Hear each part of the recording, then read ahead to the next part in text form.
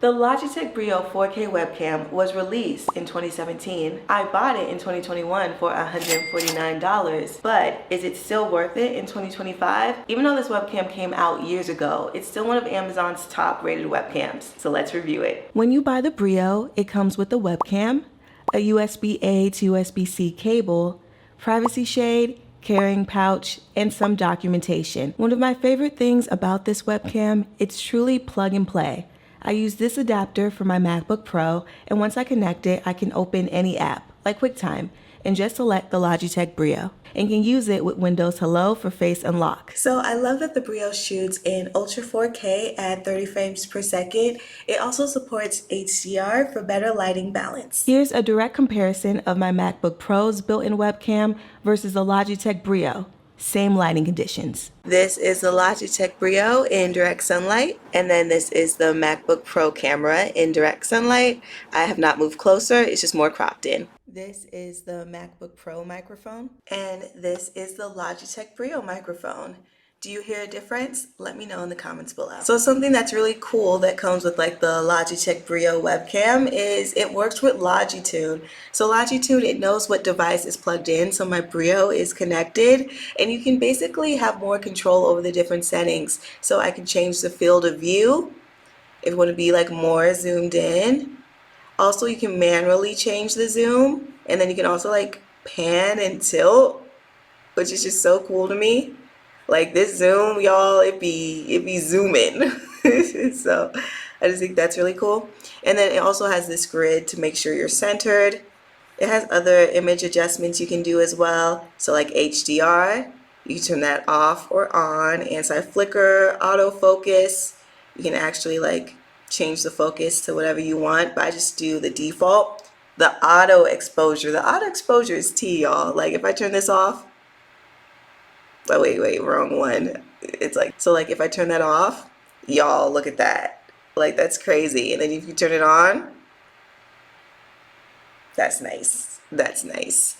Okay, yeah, the low light compensation, I usually leave that on. It has auto white balance adjustment, but you can also like change it how you want it.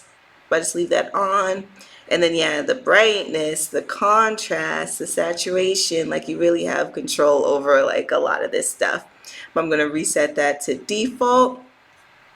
And then I also wanted to show y'all some of the filters too. So there's bright, blossom, forest, film, glaze, and mono. I don't use these at all. These filters I don't touch. Like, what am I going to use glaze? But it's still good that they have these options. So I feel like one of the cons could be that it is kind of clunky. I think this is true for webcams in general, where you like plug it into your laptop. But I will say this is something that I just don't leave plugged in when I'm not using it. So for example, if I have a Zoom meeting, I will plug this in, and then when the Zoom meeting is over, I just unplug it. So it might be interesting to look for ones that maybe is a little bit of a lighter weight. Can y'all hear that? Basically, this is one of the cons, I would say, but I do have an older laptop. It's from 2019, but definitely know, like, I'm using my monitor, I'm using my webcam, and you can definitely hear it. Like, it's going to work right now. Is the Logitech Brio 4K webcam worth it in 2025? I would really say it depends. I would say it depends how you're using it. So for example, if you're using it for Zoom or like any of those video platforms, I'll definitely say yes, especially because with those platforms too, a lot of them cap out at 1080p. So 4K webcams, you wouldn't even see the full benefits of that. I would also say if you can get it on sale. It's crazy because I bought it for $149 back in 2021, and now because of sales, it's usually going for cheaper, whether it's on the Logitech website or it's on Amazon. So definitely if you could wait out for a sale, I would say that's good. And yeah, but I would say maybe it's not worth it depending on if you have other needs, like if you want to look into the AI tracking, or if you wanted to perform well in like those low light settings, because there are bigger sensors out there, and you know, that could help with that. So yeah, for my needs, it's great. I don't have a reason to upgrade yet, but you know, I'm always looking into webcams and things like that. So we'll see what happens in the future.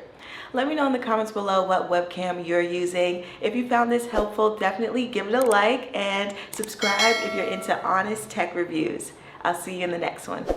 Bye.